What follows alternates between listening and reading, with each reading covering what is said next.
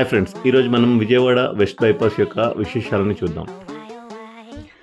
పెన్నవరం కన్నా ముందుగా పెన్నమనేని Siddhartha medical college దగ్గర నుండి మనము ఈ వెస్ట్ బైపాస్లోకి ఎంటర్ అవుతాము.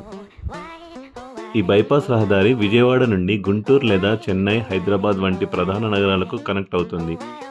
ఈ బైపాస్ రహదారి నిర్మాణం విజయవాడ నగరంలోని ట్రాఫిక్ భారాన్ని తగ్గించి అనేక ఇతర ప్రాంతాలకు రవాణా మరింత సులభంగా చేయడం లక్ష్యంగా చేయబడింది. విజయవాడ వెస్ట్ బైపాస్ ఇది విజయవాడ నగరానికి వెళ్లకుండా బైపాస్ మార్గం ద్వారా వెళ్లే ప్రయాణికులకు సౌకర్యంగా ఉంటుంది.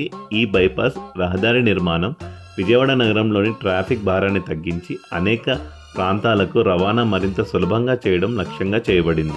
ఈ రహదారి గుంటూరు జిల్లాలోని చిన్నకాకాని నుండి ఎన్టీఆర్ జిల్లా గొల్లపూడి మీదుగా కృష్ణా జిల్లాలోని చిన్న ఔటిపల్లి వరకు 48.88 కిలోమీటర్లు.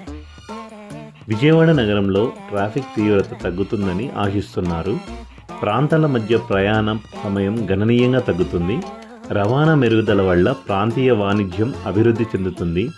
ఈ బైపాస్ రోడ్డు స్థానిక ప్రజలకే కాకుండా దూర ప్రాంతాలకు వెళ్తున్న ప్రయాణికులకు కూడా ఉపయోగపడుతుంది. ఇప్పుడు మీరు వీడియోలో చూస్తుంది ఆల్మోస్ట్ ఈ రోడ్స్ అన్నీ కంప్లీట్ అయిపోయాయి. మధ్యలో అక్కడక్కడ కొన్ని వర్క్స్ పెండింగ్ ఉన్నాయి. అవి కూడా చాలా వేగంగా కంప్లీట్ చేస్తున్నారు.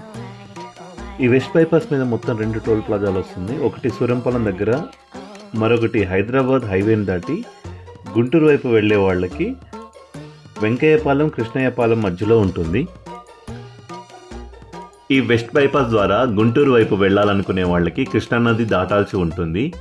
ఈ మార్గం నిర్మాణంలో ఉన్న ఫ్లైఓవర్ పనులు దాదాపు 70% పూర్తయ్యాయి. మిగతా 30% పనులు ఇంకా కొనసాగుతున్నాయి.